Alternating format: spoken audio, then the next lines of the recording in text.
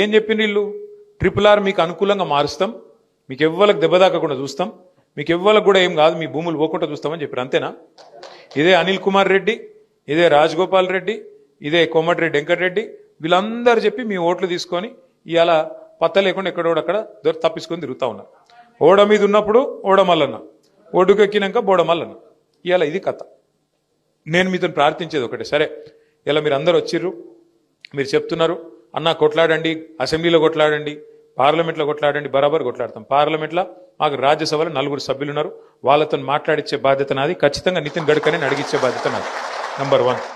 Number 2, అసెంబ్లీలో కూడా మళ్ళీ వీళ్ళు పెట్టేటట్టు కూడా లేరు. వీళ్ళు అసెంబ్లీ పెడితే మేము గెదుముడితో ఆయనతో వాళ్ళు పారిపోతున్నారు. ఏం చేయమంటారు? మమ్మల్ని మైక్ ఇయ్యరు.